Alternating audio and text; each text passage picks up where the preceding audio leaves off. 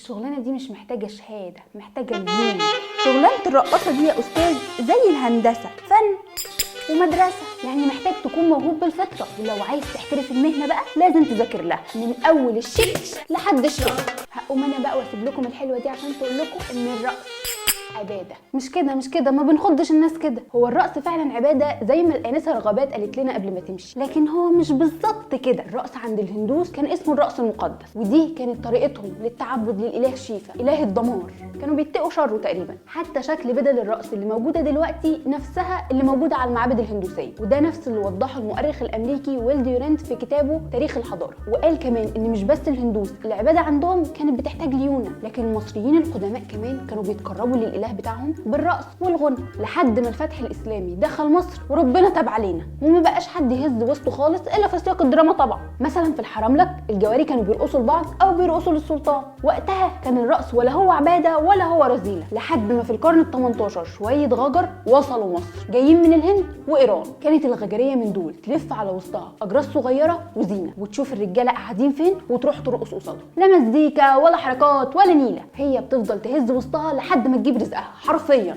علشان كده المصريين سموهم الغوازي، لانهم زي الغزو بالظبط، لما بينزلوا مكان ما بيطلعوش منه غير وهم ناهبينه لاخر قرش فيه. وفي اسكندريه وبالتحديد في اواخر القرن ال19 كانت شفيقة القبطيه بتحضر فرح عادي، وقدام هنعرف ان هي هتكون من اشهر الرقصات في العالم. ده مش كده وبس، ده توماس اديسون نفسه هيحضر لها عرض ويبدي اعجابه بيها. المهم ان الفرح ده زيه زي كل الافراح زمان، الرجاله في ناحيه والستات في ناحيه، وكان بيرقص للستات رقاصه اسمها شوق. شافت شفيقة وهي بترقص مع البنات قالت لها خدي بالك انت ربنا مديكي نعمه، سيبي لي انت نفسك بس وانا خليكي تحيي كاس العالم مكان شاكيرا. الحقيقه ان شوق ما كانتش بتحور، هي كانت تقدر تعمل ده فعلا، لان هي كمان ما كانتش بترقص في اي مكان وخلاص، هي كانت بترقص في الحفلات الاليت بس.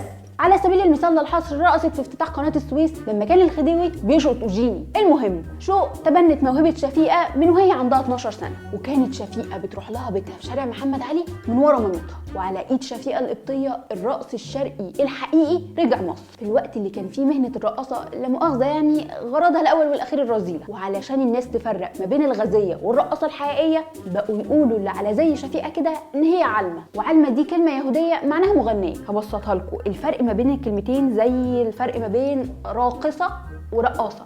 خلينا نسأل سؤال مهم، هل الرقص الشرقي اللي موجود دلوقتي أصله مصري 100%؟ محدش يقدر يقول أيوة أو لأ، لأن مصر ما كانتش للمصريين بس لفترة طويلة جدا، عدى علينا إنجليز وفرنساويين وعثمانيين جايين من تركيا، وكل بلد من دول ليها رقصة بتاعتها، فهم خدوا من رقصنا واحنا خدنا من رقصه. والرقص تطور على حسب تطور العركه ما بين الرجاله والستات. في الوقت اللي الست المصريه كانت بتفصل فيه بدل اشكال والوان عشان ترقص لجوزها، كان المجتمع الانجليزي بيساوي ما بين الراجل والست.